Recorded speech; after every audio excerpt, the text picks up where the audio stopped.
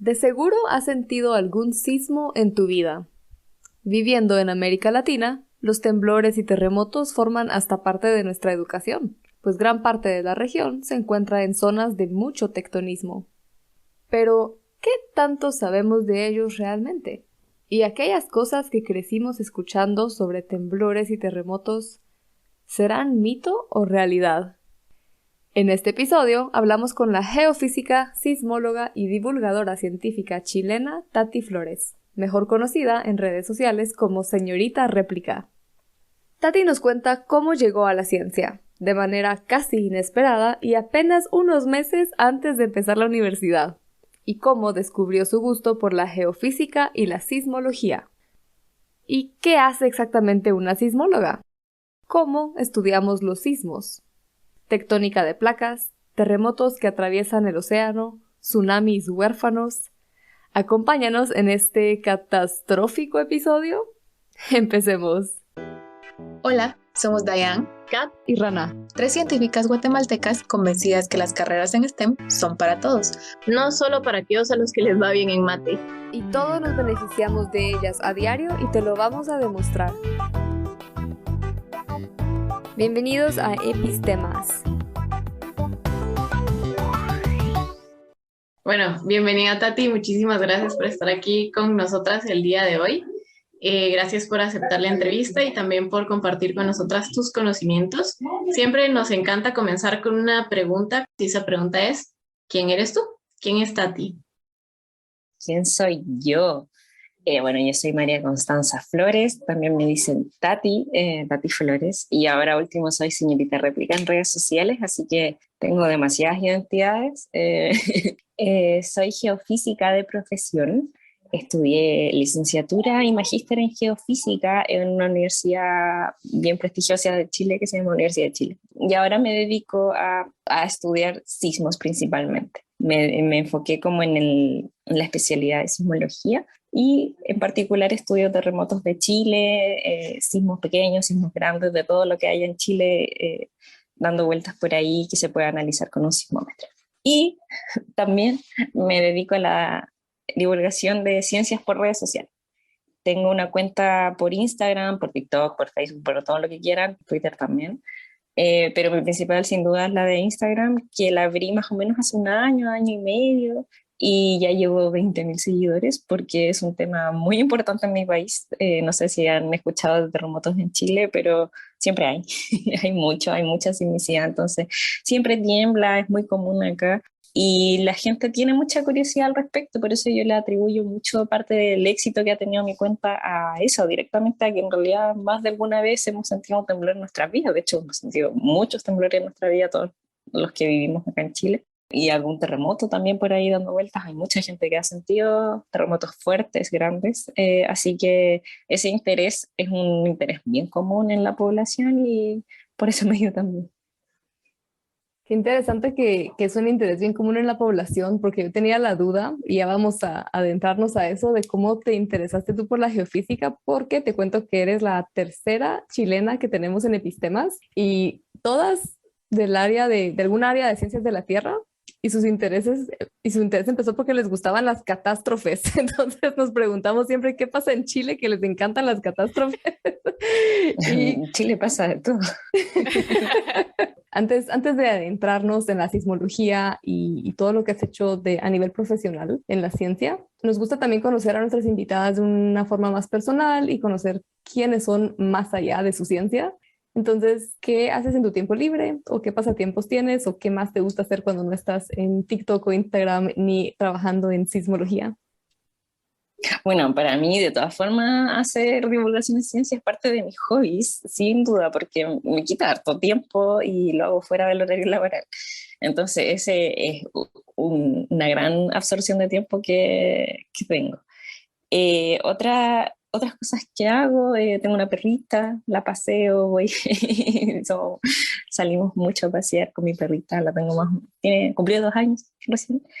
Y soy buena para leer, buena para tejer, para actividades muy tranquilas en casa en general. Hace poco terminé un chalequito, me quedó muy lindo, un suéter, perdón. Ah, también, Tejer también decimos chalequito, pero tal vez es otra cosa, ¿no? Los que son así como sin sin brazos. mangas. Ah, no, el mío tiene mangas. Para mí chaleco es como todo, cualquier cosa que, no sé. Aquí también Tejer, aprendemos español. Perdón, Diane. sí. Perdón, no, tejer, tejes crochet, tejes Tejo a tricot. crochet y a palillos, a Ah, todo. cool. Disculpen mi ignorancia, ¿cuál es la diferencia? El ¿O tipo de qué? El agujas que crochet es un usas. ganchillo que tiene como esta forma y que uno va haciendo con la lana así, y los palillos son dos.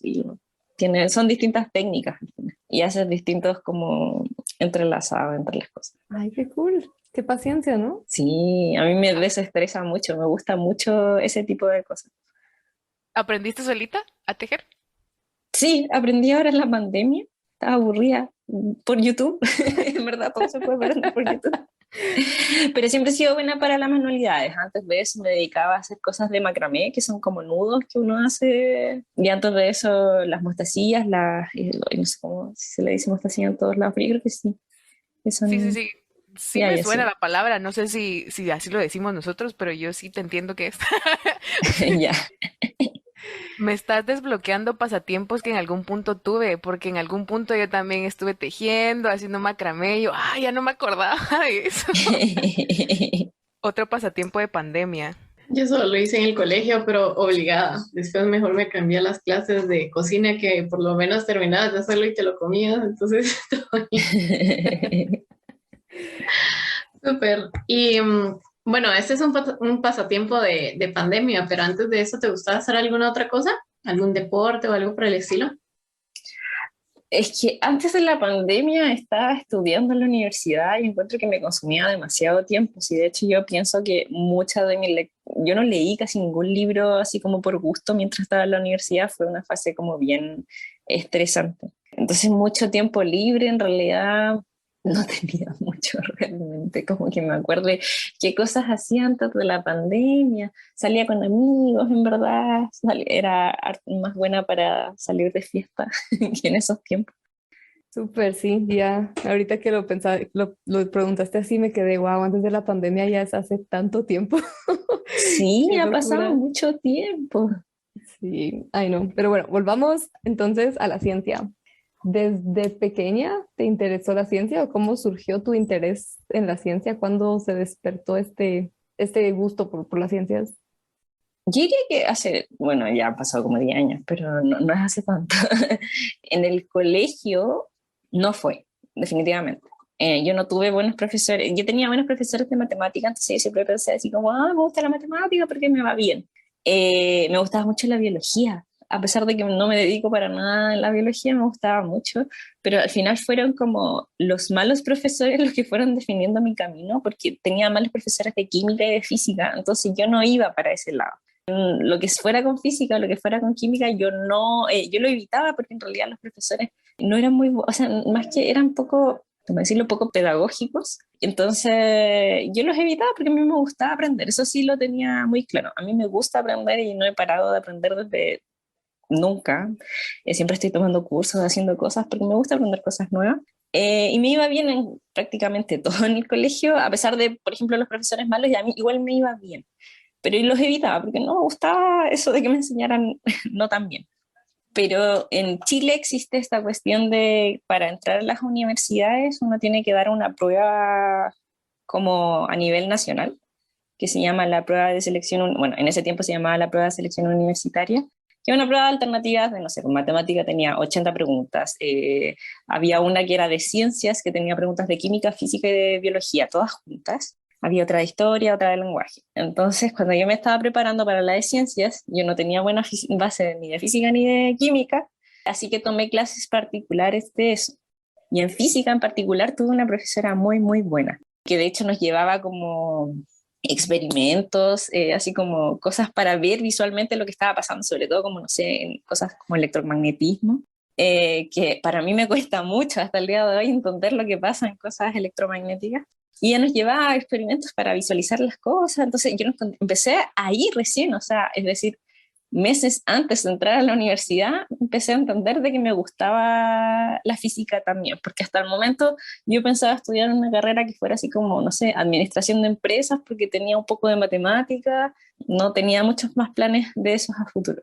Y en general, en esta prueba de selección universitaria había en general, a las universidades que son buenas, los puntajes son muy altos para entrar, y a mí nunca me fue muy bien, así no me estaba yendo bien para entrar a las mejores universidades, entonces ya estaba como más con la idea de estudiar, en realidad administración de empresas acá en Chile se llama ingeniería comercial, entonces yo quería estudiar ingeniería comercial, pero es que como administración de empresas me clavo como con economía, ya iba a estudiar eso, y de repente en la PSU, en esta prueba, me fue demasiado bien, me fue demasiado bien, y podía entrar donde quisiera, básicamente, hacía la carrera que quisiera, lo que fuera, y decidí entrar a la Chile, que les decía que es una muy buena universidad y que tiene los cortes de puntaje muy, muy altos, porque esa universidad, o sea, a donde entré, que fue a la Facultad de Ingeniería, tenía un plan común.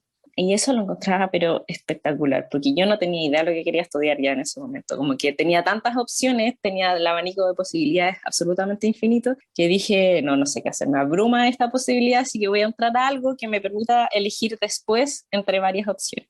Y bueno, la Universidad de Chile era la que tenía más opciones después del plan común.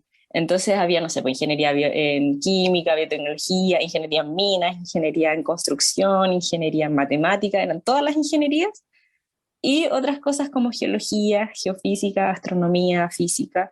Entonces yo decía, ya, igual está la opción de ni siquiera estudiar una ingeniería, porque no tienen el nombre de ingeniería, pero igual tienen la misma base. Voy a elegir esto. Entonces ahí fue como entré a este lugar recién, y después de los 2 años, entre medio de eso, tuve profesores geofísicos que me hicieron, no sé, por ejemplo, física uno o cosas así. Y daban ejemplos, los profes daban ejemplos de, mira, esto se podría modelar así, esto mismo sirve, no sé, para modelar un remolino en el agua, cosas así. Y dije, oye, este profesor es geofísico, ¿qué será esto de la geofísica? Y ahí recién me vine a enterar de que existía la geofísica, porque aunque no lo crean, a pesar de que Chile sea un país demasiado sísmico y de demasiados desastres, y que estudie la geofísica pasa en Chile, nadie sabe qué es la geofísica, no es una carrera que se conozca.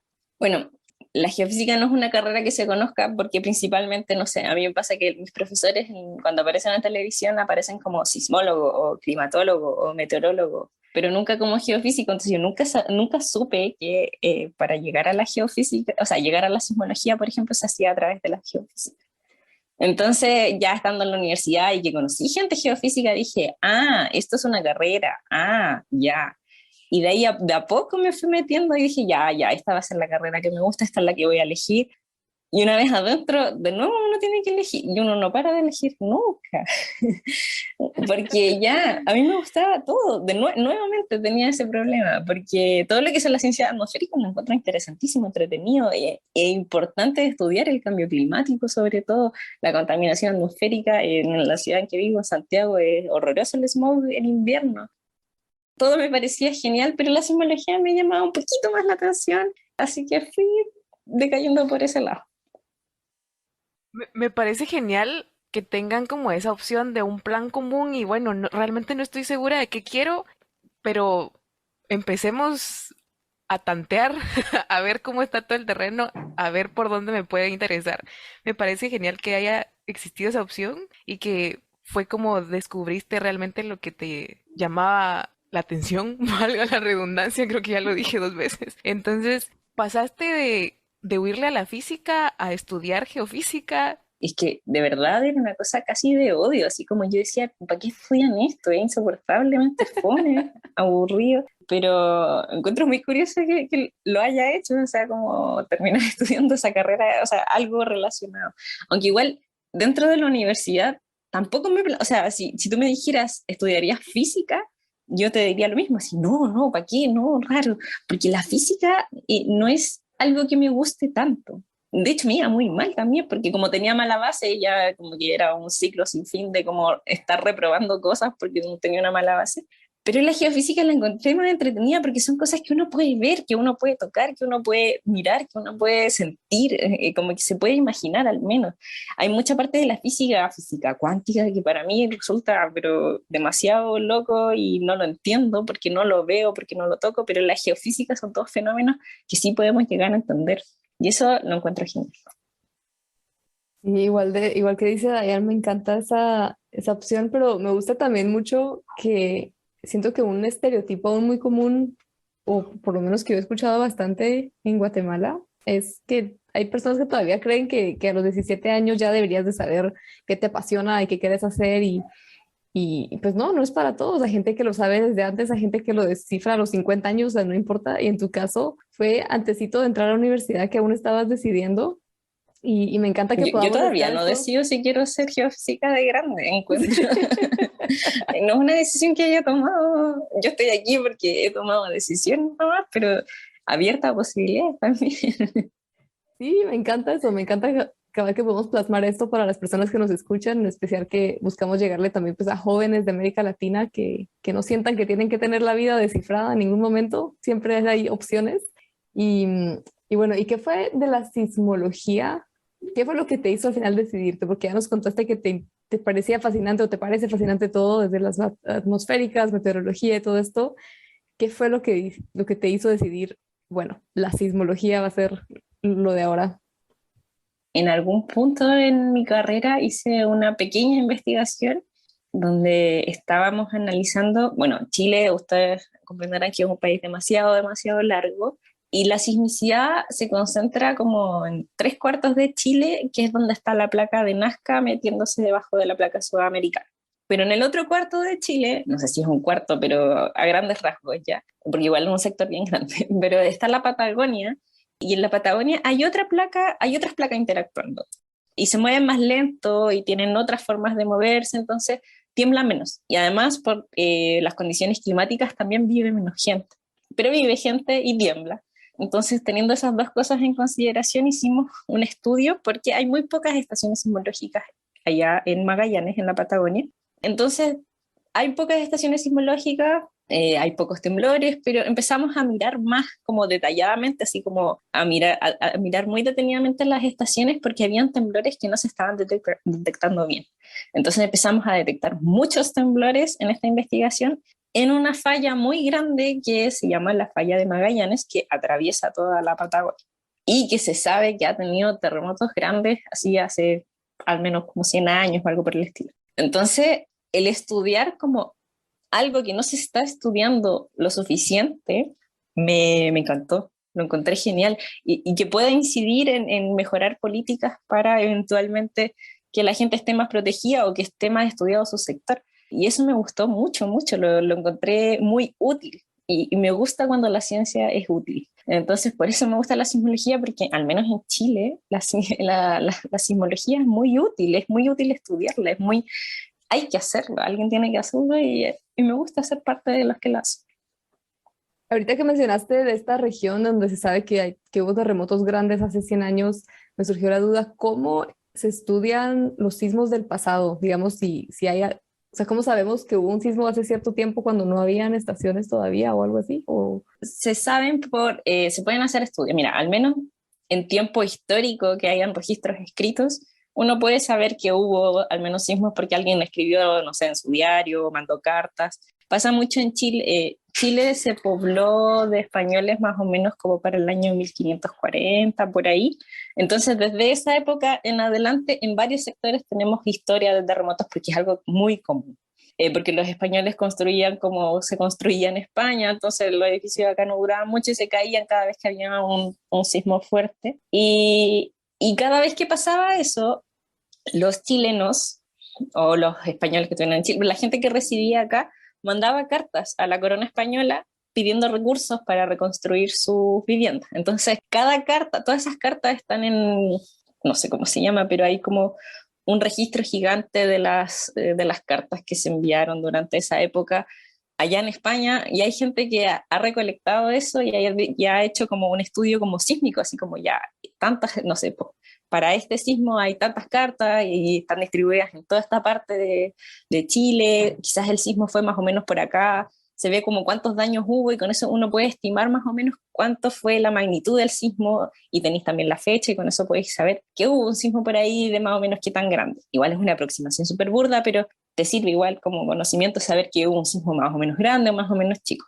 Esa es una forma de hacerlo, eso es como estudiar como historia sismológica. Y ahora, si te vas más para atrás, antes de la historia escrita en el fondo, también tenéis formas de hacerlo y es estudiando los tsunamis.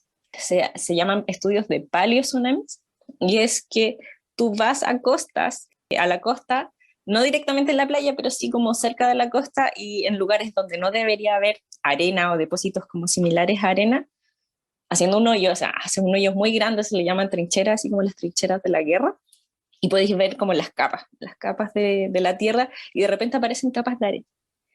Entonces tú podéis, con estas cosas de técnicas de datación, puedes saber en qué más o menos periodo hubo que llegaron cosas como arena o conchas a lugares donde no deberían estar, y eso se puede atribuir a tsunamis. Igual es súper complejo de hacer, en realidad. Yo lo estoy diciendo así como súper simple, pero también tenéis otro problema de que pueden haber sido tormentas que hayan llevado esos tipos de sedimentos, pero al final de esa forma y contrastando con otras cosas se hace. Y hay cosas muy entretenidas como por ejemplo que los japoneses tienen historia escrita desde como el año 600 o 400, no sé, pero más o menos. Y ellos tienen, tienen historia escrita y tienen registro de los tsunamis. Y son demasiado, los japoneses, los quiero mucho en este sentido porque son muy metódicos. Y cada vez que hubo un tsunami, ellos anotaban hasta qué altura llegó. Y eso es una medida súper importante porque uno puede modelar qué tsunami hizo eso en Japón. Y lo que pasa con esto es que ya, eso lo pueden hacer con sus terremotos de Japón, ya llegaron tsunamis a Japón, genial, y tienen historia de eso, pero también tienen historia de tsunamis sin nada. De la nada te llegó un tsunami. No saben por qué, ya, y lo anotaron. Y con eso se han hecho estudios en Chile, porque hay veces que los terremotos son tan grandes que los tsunamis atraviesan el Pacífico y llegan a Japón, o lo mismo de vuelta, y ellos tenían estos registros escritos. Entonces, por ejemplo, hubo un sismo en el año, no sé, 1420, si no me equivoco, que obviamente en Chile no teníamos cómo saber que hubo uno porque no habían españoles en ese periodo, entonces no estaba escrito, pero los japoneses sí tenían el registro del tsunami. Y se hicieron estudios en Chile de esos con hoyitos que les digo, y se llegó a una datación, pero más o menos imprecisa. Pero podemos decir que es el de Japón porque tenemos la fecha del tsunami que llegó de allá y que no hay en ninguna otra parte como de Sudamérica o Norteamérica o donde sea que puede haber llegado hasta Japón, y calzan las medidas que hicieron los japoneses. Entonces es genial esto, se le llama tsunamis huérfanos porque no tienen papá, pero se le encontró el papá. Wow. Media historia. Pero qué loco. Sí, justo esa era una de mis preguntas, si los tsunamis podían, como, digamos, en Guatemala también hay a veces cuando pasa algo en Asia del Este, hay como alerta de potencial tsunami o de estar pendientes y bueno, qué tan probable es esto? ¿Cómo se estudia esto? ¿Cómo funciona esto? ¿Cómo es que no se pierde esta energía entre todo el Océano Pacífico? ¿Cómo? No sé. Es que es tan grande el Océano Pacífico que no entiendo cómo no se como disipa de alguna forma antes. Es que los terremotos que hacen eso son terremotos muy grandes, muy energéticos. Estamos hablando de los megaterremotos del mundo, lo que han podido atravesar así el Océano Pacífico, como, no sé, el terremoto, el más grande del mundo que a la gente le encanta en Chile, así como somos los número uno, que es el terremoto de 1960 de Valdivia. Ese atravesó y se fue hacia Japón. El de Japón del 2011 también atraviesa y llega a Chile. Y por eso hay como toda una alarma alrededor del Pacífico para avisar si es que pasan estas cosas, porque al menos el de 1960, que si uno lo piensa, no fue hace tanto tiempo, pero en ese tiempo no sé, no existían los celulares, no existían las comunicaciones tan inmediatas. El terremoto de Japón, o sea, del terremoto de Chile de 1960 llegó a Japón más o menos 22 horas después, que es lo que se demora en atravesar todo eso, y mató gente, porque la gente no sabía que había un tsunami yendo hacia allá. Mató más o menos, no sé, unas 100 personas, más, no recuerdo el número exacto, pero mató gente en Japón y mató gente en Hawái, y a partir de eso se hizo toda como una conexión entre el Pacífico que se llama Pacific Warning Tsunami Center, algo así, y que es para estar conectados con respecto a la actividad sísmica en el Pacífico y tener alertas ante tsunamis en cualquier parte. El Pacific Tsunami Warning Center, o Centro de Alerta de Tsunamis del Pacífico, se encuentra en Hawái desde 1949. Quizá recuerdes nuestro episodio con la geóloga chilena Carolina Geoffroy, en el cual te contamos más de este llamado aro de fuego del Pacífico y su relación con las placas tectónicas. Puedes ir a escuchar ese episodio cuando terminemos de hablar con Tati. En fin, los científicos y científicas del Centro de Alerta de Tsunamis del Pacífico tienen acceso a alrededor de 600 estaciones sísmicas y 500 estaciones a nivel del mar, distribuidas globalmente, para evaluar la potencial formación y severidad de tsunamis y de esta forma dar alertas de tsunami a más de 100 puntos en todo el Pacífico. Creo Solo- que... Ah, dale. Perdón, para estar 100% segura. O sea, hay tsunamis a los que les dicen huérfanos porque no, pero es porque no se sabe de dónde vienen, no es como que se formen de la nada, sino que solo no se sabe Exacto. dónde. Ah, ok. Sí, tuvieron un papá terremoto de origen, pero no se sabe de dónde viene porque no todos los lugares tienen registros escritos de dónde Mm. ocurrió terremoto. Ah, ok, ok. Qué cool. Qué miedo. Sí. Creo que, bueno, pues por donde vivimos, el hecho de que existan temblores y terremotos es algo como bastante común. Me da risa porque yo estando aquí en Corea les digo, bueno, nosotros en Guate tenemos simulacros de temblor y aquí ellos tienen simulacros de otro tipo de cosas, ¿no? Entonces es algo que estamos como bien acostumbrados y me imagino que Chile es mucho más, pero tengo una duda en cuanto a, bueno, todos son sismos. ¿En qué momento un temblor pasa a ser o sea, ¿en qué momento es un terremoto? ¿En qué momento solo es un temblor? ¿Cómo es esta diferencia? Mira, sinceramente, la respuesta científica es que da lo mismo. O sea, porque a la geofísica le da lo mismo el nombre porque ahora, obviamente hay una cuestión de lenguaje detrás y de sociedad detrás que o sea, que la sociedad le da un peso a uno u otro y obviamente a todas nosotras nos suena que sismo es mucho menos peligroso que terremoto, ¿no? Terremoto suena como casi destrucción y sismo suena como un temblorcito.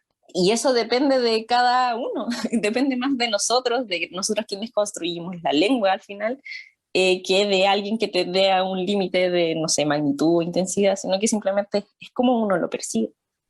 Bueno, y también, no sé, cómo hay gente hay sismólogos que te dicen, no, si son lo mismo y lo que sea, pero en realidad yo también trato de entender que para uno no es lo mismo, para mí no es lo mismo, yo criada, no sé, por mis papás que le dicen distinto, no es lo mismo, y a pesar de que yo haya estudiado sismología y que en la ciencia sea lo mismo, para el común de la gente no es lo mismo y por eso mismo como que me gusta explicar esto también, porque al final es como empoderarse del término y hacer lo propio, pues sí, es parte de nuestra cultura.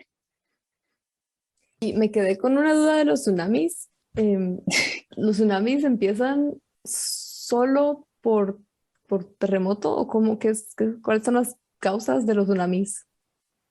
Ya, mira, para que tú hagas, para hacer un tsunami, necesitas un movimiento vertical en la columna de agua que se le dice aquí, mar, o lago, puede ser también, necesitas un movimiento vertical. Entonces, cuando tienes terremotos, tienes un movimiento más o menos así, que tiene una componente vertical, y eso hace que se hagan olitas y lleguen a devastar zonas.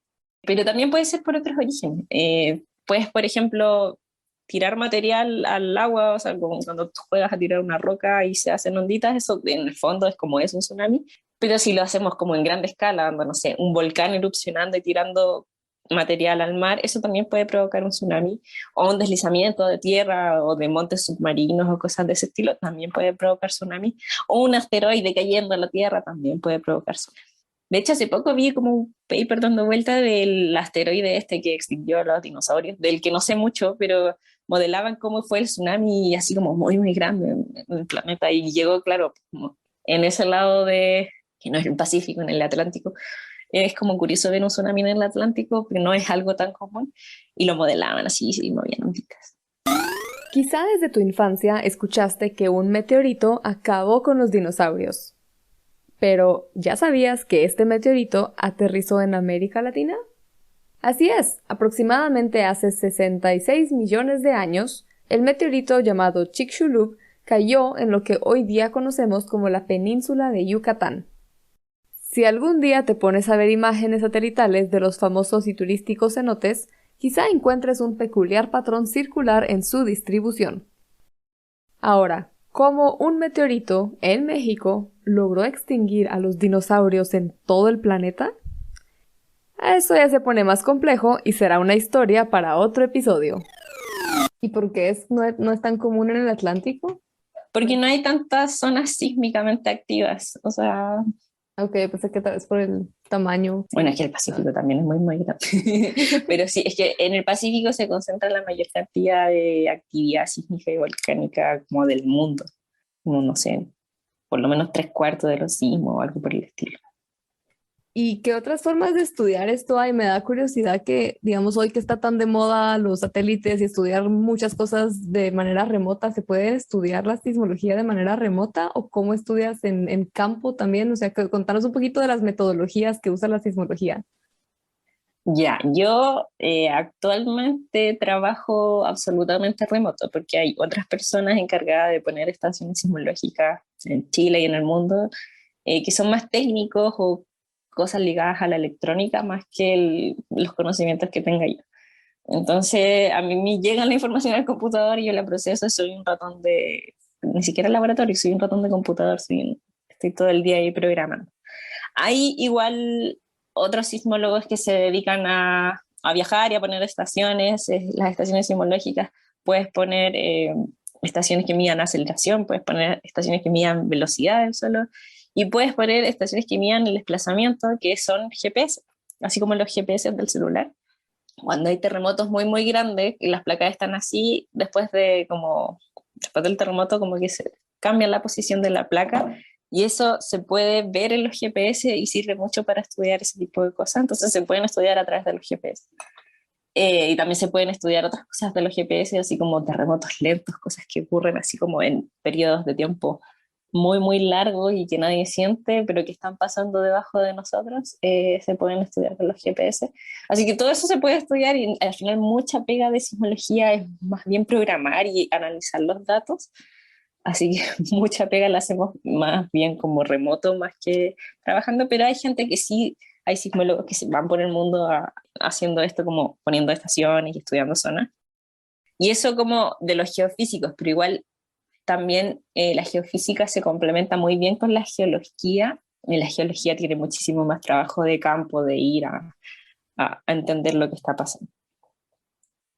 Y toda esta información que se recolecta nos sirve para entender cómo funcionan los terremotos, cómo funcionan los movimientos, los diferentes movimientos de la Tierra, porque el hecho de que no haya terremoto no quiere decir que esté estático, ¿verdad? Todo el tiempo. Imagino. Eso quiere decir que podríamos, la pregunta del millón, así, eso quiere decir que podemos predecir en qué momento pasará cierto tipo de movimiento y más mi pregunta va así como un poco también por lo que pasó recientemente en México, me da mucha curiosidad eh, la coincidencia de estos sismos en México. Entonces, no sé, ¿es algo que se puede predecir realmente? ¿Sabes cuándo, dónde, cómo va a ser un terremoto? No. La respuesta rápida y corta es no. Con esto, Diane se refiere a los sismos que ocurrieron en México el 19 de septiembre de 1985, el 19 de septiembre del 2017 y el 19 de septiembre del 2022, y que fueron motivo de mucha especulación, noticias y hasta reels y TikToks. Quizá los viste. Aquí, Tati nos cuenta más al respecto.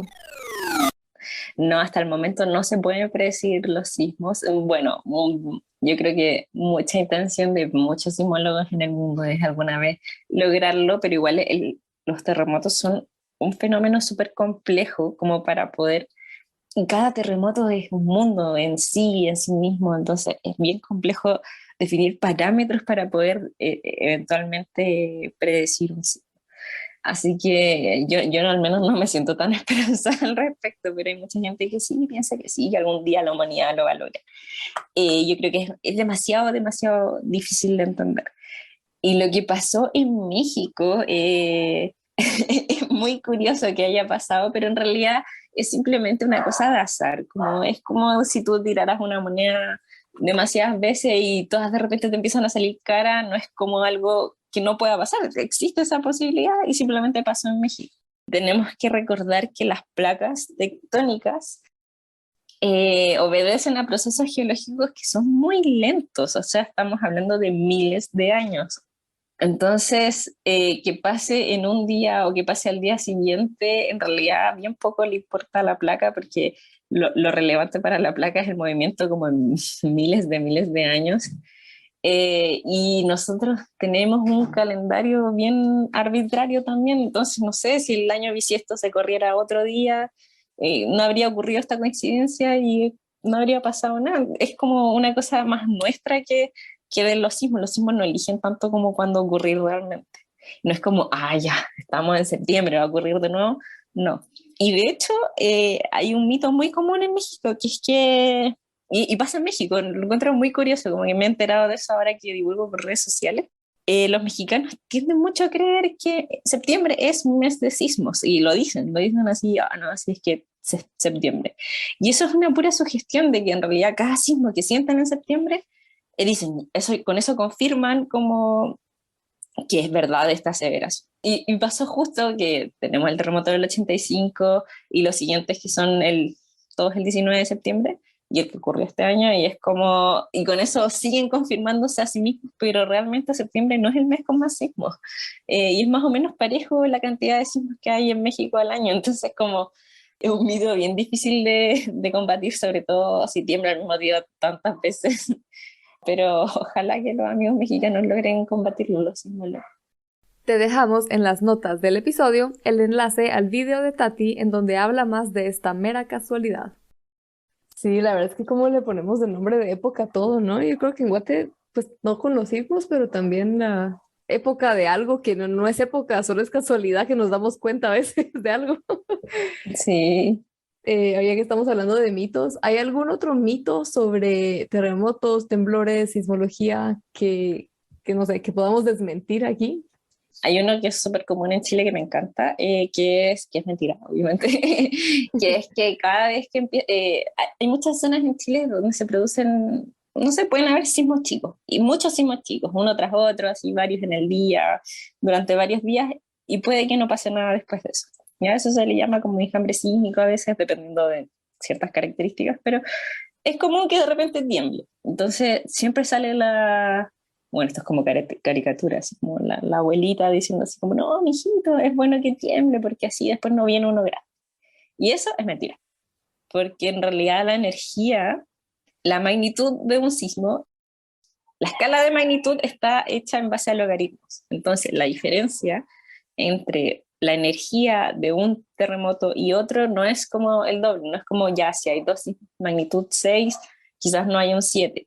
Tampoco son 10 veces, son 30 veces. Entonces, para que no haya un sismo de magnitud 7, tienen que haber 30 sismos de magnitud 6.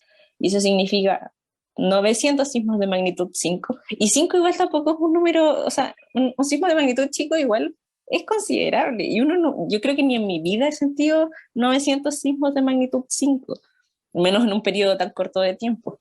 Entonces ya, quizás que sean más despacito todavía, que sean de magnitud 4, necesitaríamos ya 900 por 30, no sé multiplicar, pero es una cantidad tan abrumadora de sismos que se necesitarían que en realidad nunca va a ocurrir. Y la energía que se necesita, entonces, en el fondo, la energía que se necesita para liberar la energía de un terremoto grande es demasiado en comparación a terremotitos chicos, así que ese mito de, es mejor que tiemble porque así después no viene uno más grande, no, no es verdad.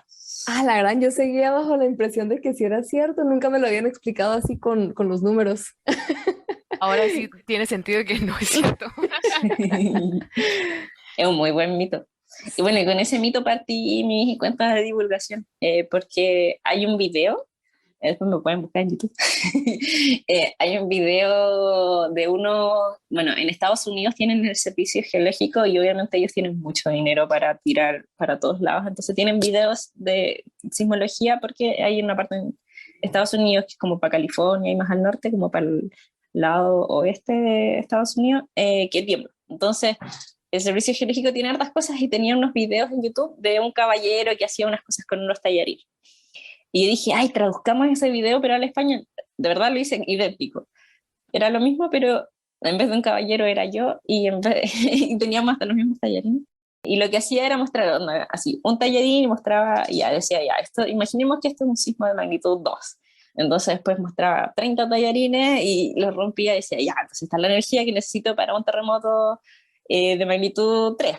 Y después aparecía con 900 tallarines y decía, ya, esta es la energía que necesito para un terremoto de magnitud 4. Y después ya tenía un balde así gigantesco de terremotos, o sea, de tallarines, que era cada uno terremoto, y decía, bueno, y esto es lo que necesito para un magnitud 7, entonces imagínense, un 8, un 9, un 10. Es un muy buen video, para que lo vean. No sé cómo está en YouTube, pero debe ser como terremotos y tallarines, o terremotos y videos. Y así partí mi cuenta de divulgación científica, porque me pidieron hacer ese video y me quedó gustando. Qué bonito. A ver, hablemos un poquito entonces de eso que se me había olvidado. Es que el tiempo está volando, pero no quiero que no hablemos de tus esfuerzos de divulgación científica. Y justo ayer vi que publicaste, no sé si fuiste tú o Rocío o todas, pero una nota de que las De un influencias diario. científicas, ajá, o sea, de un Sí. periódico de chileno, asumo, que las Sí. influencers científicas en Chile están de moda y qué buena moda. Y ¿cómo fue? O sea, ya nos contaste cuál fue tu primer video y cómo empezó. ¿Cómo ha sido toda esa experiencia divulgando en redes sociales? Y también si nos puedes contar un poquito de tu podcast. ¿Cómo empezó Ya, todo sí. esto?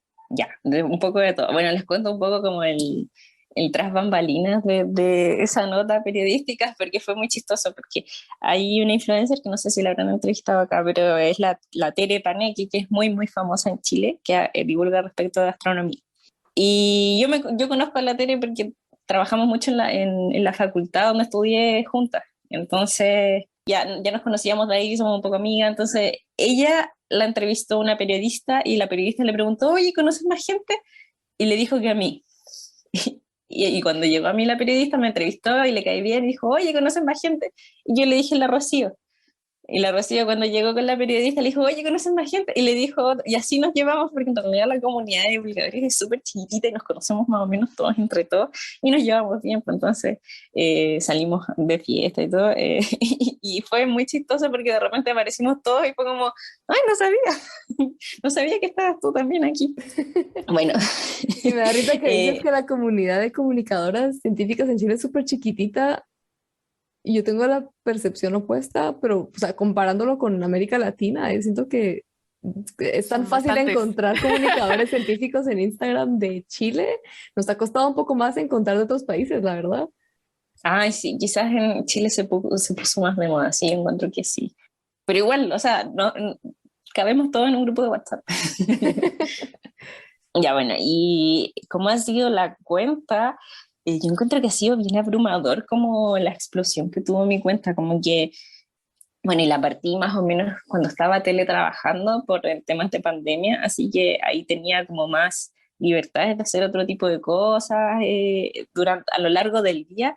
Y ahora que volví a trabajar y que tengo como un horario más establecido, me ha costado agarrarle el ritmo de vuelta porque las redes sociales consumen mucho, mucho tiempo. Entonces, pero también como siento que es algo que hago como en mi vida privada y mi tiempo libre, tampoco me presiono tanto. Hace poco decidí conmigo misma, así como replantearme la cuenta y trato de, como por la divulgación, al menos hacer una cosa a la semana. Con eso me siento bien conmigo misma. Y no necesariamente es, no sé, hacer un reel o hacer un post en Instagram, sino que de repente participar de cosas como esta también como que es parte de lo que hago. Entonces, esta semana tuve esto, ¿cachai? ¿Cachai? Perdón. Cachamos. Le encanta el cachai. Ya bueno, esta semana tuve esto, ¿cachai? La próxima semana voy a estar en un live probablemente con algún profe también resolviendo dudas. Entonces así me la llevo entre lives y cosas y cuando no tengo nada, tengo un tiempito para hacer videos, porque igual me gusta hacer videos, o cuando un tema es muy polémico, igual de repente me entretiene, me tomo mi tiempo y hago un video.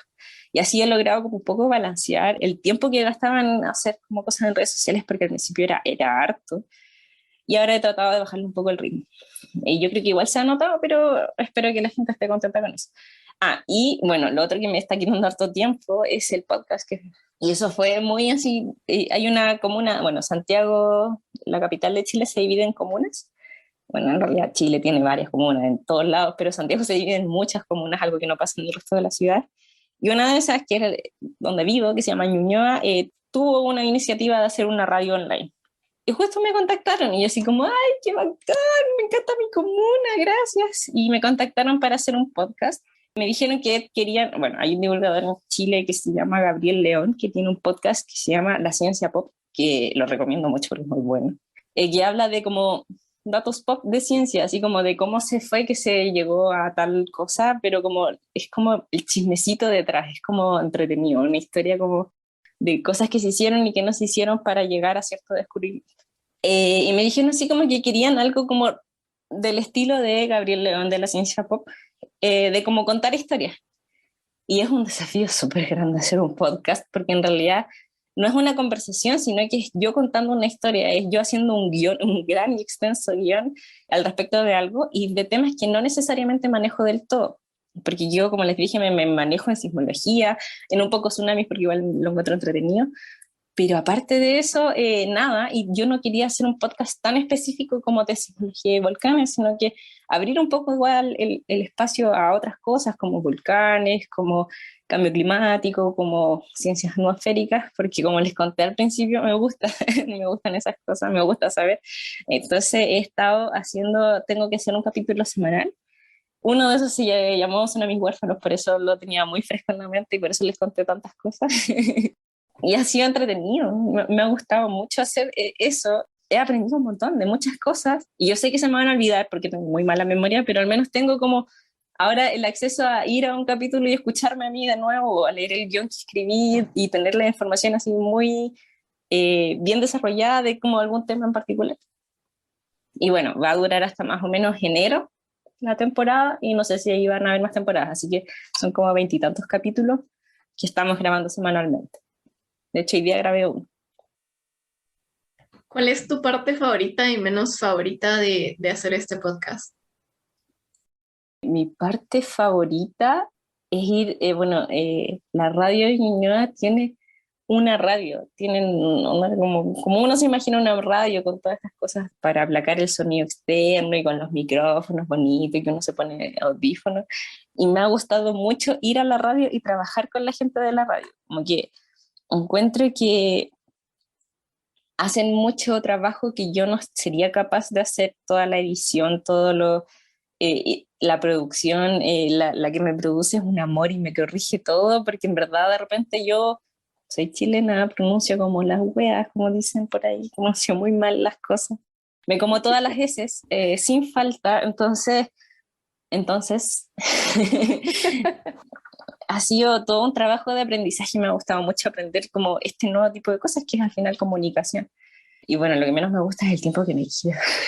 Yo ha sido harto. He pedido ayuda, sí. Últimamente he pedido harta ayuda a conocidos que sepan de temas y que me ayuden como con la bibliografía o como cómo guiar el podcast. Me han ayudado más porque si no sola era bien abrumador. Así que he aprendido a pedir ayuda cuando lo necesito últimamente y me ha funcionado. Les vamos a dejar en las notas de este episodio toda la información para que vayan a ver a Tati, a escuchar a Tati y a verla Sí, se llama. perfiles. Mi podcast se llama Ondas en Choque y están en Spotify y en Google Podcast. Pues bueno, ya, o sea, el tiempo realmente voló, pero antes de pasar a las preguntas finales, yo tenía una duda, porque, bueno, mencionamos cómo todas las diferentes metodologías que existen para estudiar sismos y etcétera, y el hecho que no se pueden predecir, pero ¿de qué realmente nos sirve estudiar toda esta información? Tener toda esta información, ¿cómo la podemos aplicar? Mencionaste que te gusta porque es útil especialmente en estos países que son sísmicos, pero quisiera como que nos ejemplificaras de qué forma esta información es útil para nosotros. Tampoco estoy de acuerdo en que necesariamente la ciencia siempre tenga que ser útil, pero en este caso sí lo es. Pero también se puede estudiar el terremoto para entender el terremoto en sí, y eso no significa que vaya a servirte como ejemplo para otro terremoto, o quizás sí, y es parte de la ciencia hacerse esos tipos de cuestionamientos. Entonces estudiamos los terremotos grandes, por ejemplo, para saber cómo fue que ocurrieron, dónde ocurrieron, cuándo ocurrieron, qué pasó, qué forma tuvo, cómo se propagó la energía, un montón de cosas de ese estilo, para entender qué pasó, cómo fueron los daños después, para entender todo el fenómeno completo. Y eso sirve para probablemente los sismos venideros, porque vamos a saber más o menos en la zona cómo ocurren los sismos. Como les decía antes, uno puede hacer estudios de terremotos también antiguos, uno puede estudiar los terremotos que han ocurrido en el pasado y uno puede pensar así como, existe una especie de recurrencia, o podríamos focalizar los estudios en esta zona, o quizás está ocurriendo un terremoto lento antes de un gran terremoto.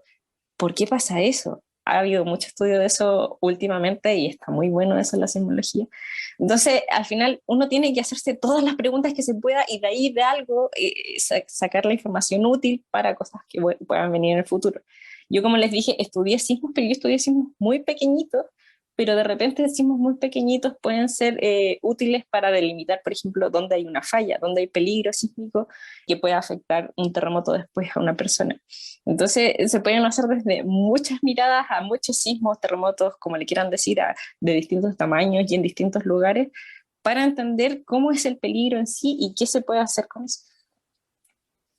Súper. Y última, sí, súper. Tengo, bueno, como decís, cada terremoto es diferente. ¿Hay algún caso que te haya llamado mucho la atención? Eh, no sé si decir favorito, pero Ay, La pregunta es si tenés un terremoto favorito, pero no queremos decir terremotos favoritos. básicamente sí. sí, no, y el ejemplo que les voy a dar es el peor de todos. O sea, no es mi terremoto favorito, porque eh, uno no dice eso, pero es el terremoto del que más me gusta hablar haciendo divulgación, porque lo encuentro particularmente interesante, porque es un dato que no todo el mundo maneja. En Chile, bueno, y en muchas zonas de subducción, o sea, de una placa metiéndose debajo de la otra, los terremotos que estamos acostumbrados a que ocurren ahí donde están mis dedos, como en el contacto de las placas. ¿Ya? Pero hay más tipos de terremotos y eso ya es como un nuevo conocimiento que adquirieron hoy día, que ocurren en otras partes, pueden ocurrir en esta parte de la placa, pueden ocurrir como no sé dónde están mis uñas. Lo que Tati nos quiere ilustrar es que el punto en donde pueden surgir los terremotos por subducción no es únicamente en el punto por donde una placa se mete por debajo de la otra, sino pueden nacer en cualquier punto de toda el área de contacto entre placas. En esta placa en el fondo no ocurren en el contacto, sino que están donde están mis uñas nomás. Y así, hay muchos tipos de terremotos. Y esos en particular, los que están en mis uñas, aquí abajito, tienen otro nombre y ocurren justo debajo. En Chile ocurren, bueno, y en México, y en Japón, y en un montón de otros lugares, ocurren justo debajo de ciudades. O sea, por ejemplo, Santiago, que no está hacia la costa, sino que está más hacia adentro del continente, hay terremotos de este tipo justo debajo. Entonces, eso es mucha cercanía con el terremoto, algo a lo que no estamos tan acostumbrados, porque tampoco son tan frecuentes. Y el caso que les quiero decir es el terremoto de Chillán de 1939, que igual ocurrió hace harto tiempo, pero es el caso que tuvo más muertes de todo Chile, o sea, de todos los terremotos que han habido en Chile, y que de hecho tengo un capítulo de podcast al respecto, porque me gusta mucho hablar de ese terremoto. Y bueno, ese terremoto mató más o menos a 30.000 personas en un puro terremoto. En Chile no es normal que, o sea, a partir de ese terremoto empezaron las normas sísmicas a crearse, así que desde entonces no es normal que muera tanta gente, porque la norma sísmica en Chile es muy buena, la construcción antisísmica es muy buena, pero la gente no se acuerda que ese es el terremoto más mortífero de Chile, y 30.000 es un número muy grande, creo que más o menos hoy en día en COVID se han muerto como 60.000 personas en Chile, en 3 años, en todo Chile. Estos fueron 30.000 personas en una ciudad o varias ciudades aledañas, pero fue como en una zona en Chile, fue mucha muerte. Y para un tiempo en que en 1939 había menos personas que hoy en día también, entonces murió una cantidad muy grande de gente y me gusta mucho contar de este tipo de terremoto porque es un terremoto distinto a lo que estamos acostumbrados, pero que puede ocurrir perfectamente en muchas ciudades de Chile y que hay que estudiarlo también porque obedecen a otros procesos geológicos y otros mecanismos y otras recurrencias y otro todo que no lo conocemos del todo porque son mucho menos frecuentes. Increíble, nunca me había puesto a pensar como eso de en qué punto de la subducción ocurren y lo que eso, o sea, y que eso afecta al tipo de terremoto, la verdad. Y bueno, voy a dejarlo ahí porque ya viste que nosotras podemos seguir preguntando por horas y siempre decimos última, última, última. Pero ahora sí, pues por el tiempo y para ya no atrasarnos más y ya no robarte más de tu tiempo, pasemos a las preguntas finales. Siempre hay dos preguntas que nos gusta hacerle a todas nuestras invitadas. Y la primera de ellas es, ¿qué consejo le darías a tu yo de 17 años? Hay que termine esa relación tóxica. No, pero Se vale, ya, se pero vale. relacionado con la ciencia y con los estudios, es que no me angustie tanto el hecho de tener que elegir cosas, porque realmente voy a llegar a lugares inesperados por mí misma, así que siga para adelante para lo que me parezca más mejor para mí. Súper, Tati. Ya para terminar, entonces, la última pregunta es, en tu opinión, ¿qué pueden hacer las personas que nos escuchan hoy para apoyar el desarrollo de la ciencia en tu país o en la región? Definitivamente exigirle, bueno, el problema de la ciencia en Chile y yo creo que en Latinoamérica es que somos un lugar donde hay muchas cosas y mucha capacidad intelectual para estudiar un montón de tópicos, pero que no necesariamente tenemos los recursos para eso. Pero sabemos de los países del primer mundo que sí invierten mucho en ciencia y que son parte del primer mundo por eso también. Entonces hay que empezar a crear cultura científica y a crear la idea de que necesitamos más ciencia porque así vamos a empezar a mejorar nuestras calidades de vida y un montón de otras cosas. Y hay muchas cosas que son importantísimas de estudiar e incluso las que no son tan importantes de estudiar, es importante generar conocimiento para que eventualmente salgan nuevas cosas para todo lo que no se nos viene. Yo creo que el cambio climático es algo tan inminente que necesitamos esfuerzos respecto como a todas las ciencias para saber cómo vamos a mitigar ese tipo de cosas. Así que eso, hay que empezar a exigirle a las autoridades, empezar a votar o lo que sea por quienes apuesten más por la ciencia.